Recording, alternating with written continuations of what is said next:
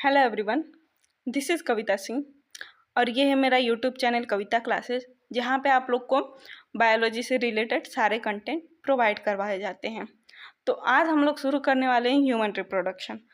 शुरू करने से पहले मैं आप लोग को बता दूं, मैं एक सीरीज़ लेके चल रही हूँ कि हाँ, बायो से जो भी इम्पोर्टेंट टॉपिक्स बन रहे हैं क्लास 12 के लिए, उसके board exam, half yearly, pre board के लिए जो भी इम्पोर्टेंट टॉपिक्स है वो मैं डिस्कस कर रही हूँ इस सीरीज़ में। तो मैंने फ्लावरिंग प्लांट का sexual reproduction in flowering plant जो चैप्टर है उसका वीडियो मैंने अपलोड कर रखा है। अब हम लोग पढ़ेंगे ह्यूमन रिप्रोडक्शन, उसके मेन टॉपिक्स मैं डिस्कस करूँगी।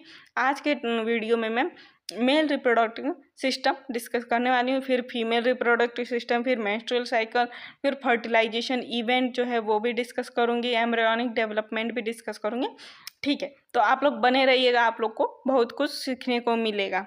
ठीक, तो आज हम लोग पढ़ेंगे ह्यूमन रिप्रोडक्शन। आप लोगों ने लोअर क्लासेस में पढ़ाई है कि हाँ, टाइप्स ऑफ रिप्रोडक्शन होते हैं, उसमें ह्यूमन का रिप्रोडक्शन सबसे एडवांस लेवल का माना जाता है। जो भी यूनिसेल्युलर ऑर्गेनिज्म थी उन सब में एसेक्सुअल रिप्रोडक्शन पाया जाता था। फिर जैसे जैसे एडवांसमेंट बढ़ी वैसे ही सेक्सुअल आया। उसके बाद ह्यूमन रिप्रोडक्शन सबसे एडवांस लेवल पे था। ठीक, अब इसमें होता क्या है वो प्रोसीजर हम लोग पहले देख लेते हैं ऊपर से, फिर उसके बाद मैं स्टेप बाय स्टेप कंटिन्यू करती हूँ। इसमें क्या होता है, पहले तो आता है मेल गैमिट, पहले आता है मेल पार्टनर, फिर आती है फीमेल पार्टनर। इन लोगों का फर्टिलाइजेशन होता है। फर्टिलाइजेशन होने के बाद फीमेल पार्टनर प्रेग्नेंट हो जाती है। 9 मंथ का जेस्टेशन पीरियड होता है ह्यूमन में। ठीक, 9 मंथ के बाद वो बेबी को डिलीवर करती है। ओके, ये एक नॉर्मल प्रोसीजर है। ठीक, अब हम लोग पढ़ेंगे मेल रिप्रोडक्टिव सिस्टम। तो इसमें क्या क्या मिलता है, इसमें है testis, accessory duct, accessory gland, फिर external genitalia that is penis. तो प्राइमरी ऑर्गन जो है मेल में, प्राइमरी ऑर्गन किसे बोलते हैं, टेस्टिस को। टेस्टिस ही प्राइमरी ऑर्गन है, ये सब सेकेंडरी ऑर्गन है। तो आज हम लोग लाइन बाय लाइन मतलब टॉपिक बाय टॉपिक डिस्कस करते हैं। पहले टेस्टिस को, फिर एसेसरी डक्ट, फिर एसेसरी ग्लैंड, फिर पेनिस को। ओके, तो टेस्टिस को मैं डिस्कस करने जा रही हूँ।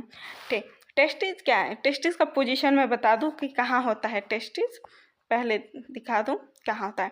ये जो डायग्राम है, ये जो फिगर है, ये मेल बॉडी पार्ट का, पेल्विस रीजन का, एब्डोमेन का जो है वो व्यू है। ठीक है, आया समझ में। तो इसमें हम लोग क्या देखेंगे, ये जो है पेनिस, ये पेनिस है मेल का, और ये स्क्रोटम।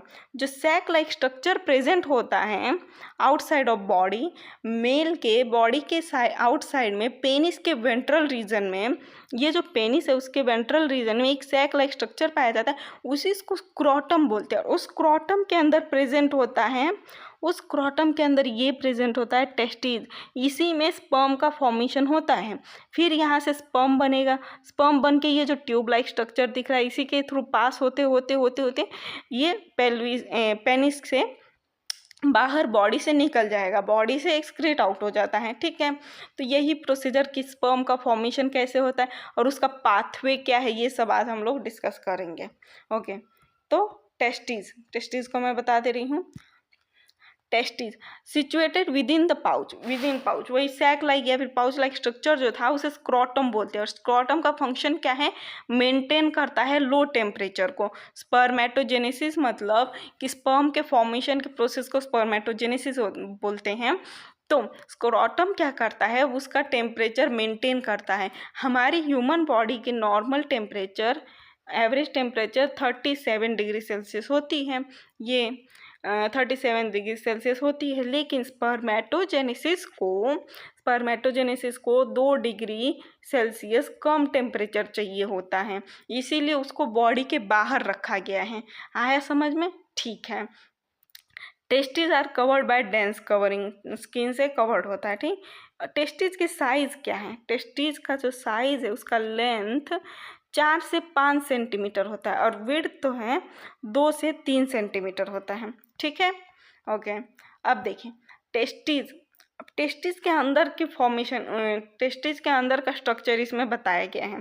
देखिए मैं ये जो लिखी हूँ उसको मैं ड्रॉ करके दिखा रही हूँ यहाँ पे दिखा रही हूँ। ये जो है ये है टेस्टिस, मान लीजिए ये टेस्टिस है।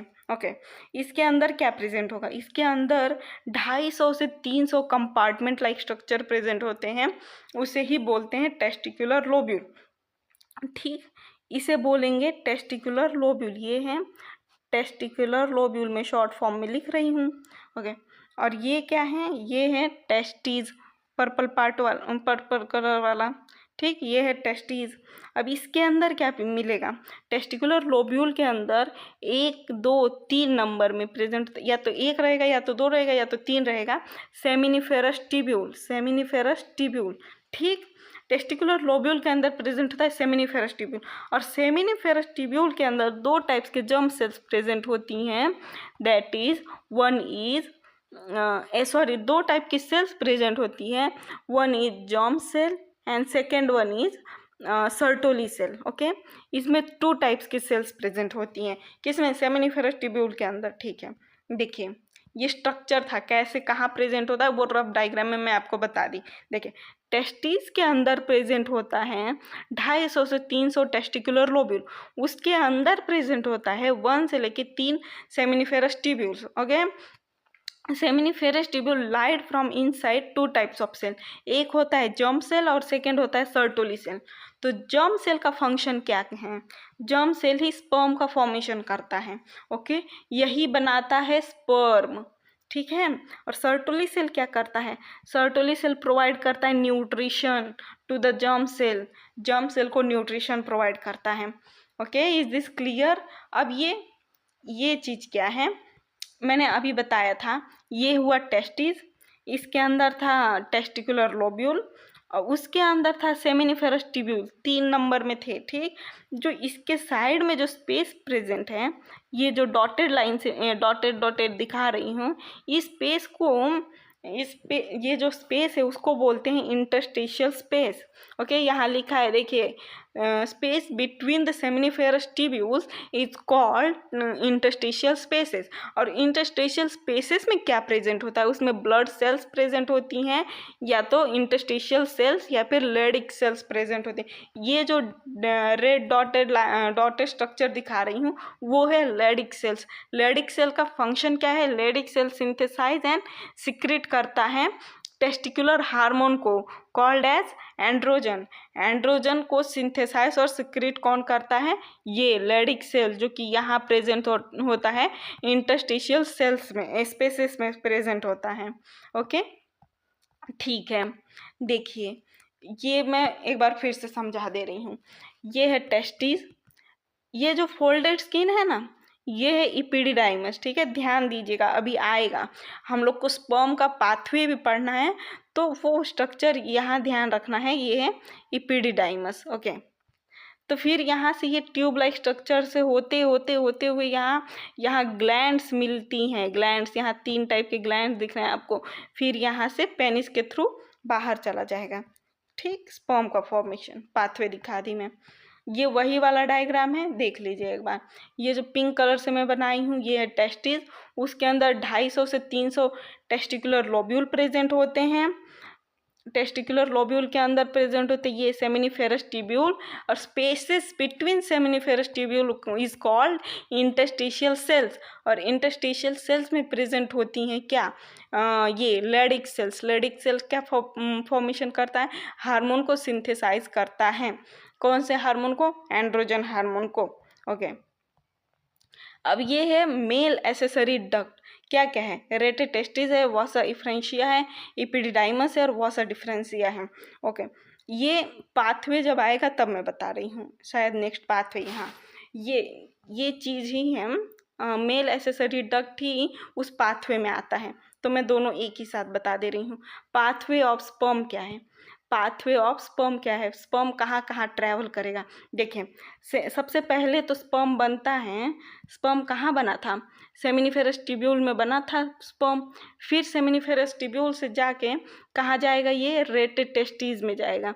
रेटे टेस्टिस से निकल के कहाँ जाएगा? ये वासा इफ्रेंशिया में जाएगा। ठीक, फिर वासा इफ्रेंशिया से निकल के इपिडिडाइमस, याद है मैंने अभी ऊपर स्ट्रक्चर दिखाया था, इपिडिडाइमस टेस्टिस के ऊपर एक फोल्डेड स्ट्रक्चर प्रेजेंट था, वो इपिडिडाइमस था।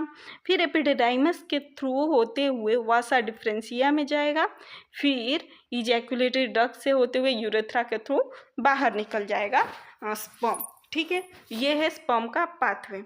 ओके, यहाँ मैं एक बार फिर से दिखा देना चाहूँगी इस वाले डायग्राम से। ओके, यहाँ मैं दिखा दे रही हूँ। देखिए, ये था, इसके अंदर क्या था, सेमिनिफेरस ट्यूब्यूल। तो इसी में जो सेमिनिफेरस ट्यूब्यूल था उसी के पास था एक रेटिटेस्टिस रहता है, फिर रेटिटेस्टिस के बाद वासा इफ्रेंशिया रहता है, फिर ये जो ग्रीन कलर से मैं दिखा रही हूँ ये है इपिडिडाइमस, ये जो है इपिडिडाइमस। इसके बाद वासा डिफरेंशिया से होते हुए यहाँ इजैकुलेटरी डक्ट से होते हुए ये यूरेथ्रा के थ्रू फिर बाहर पास आउट हो जाता है। ठीक, ये था पाथवे ऑफ स्पर्म। ठीक, ओके, अब हम लोग पढ़ेंगे एसेसरी ग्लैंड के बारे में। तो कौन कौन से एसेसरी ग्लैंड्स होती हैं, देखें यहाँ पे मैं दिखा दे रही हूँ, फिर आगे पढ़ते हैं। एक है सेमिनल वेसिकल, यहाँ पे जो प्रेजेंट है ये पेयर में प्रेजेंट होता है। ठीक, एक होता है प्रोस्टेट ग्लैंड, एक ही प्रेजेंट होता है, और यहीं पे होता है बल्बो यूरेथ्रल ग्लैंड, वो भी 2 नंबर पेयरिंग में प्रेजेंट होता है। ठीक, अब इसके बारे में आगे पढ़ते हैं।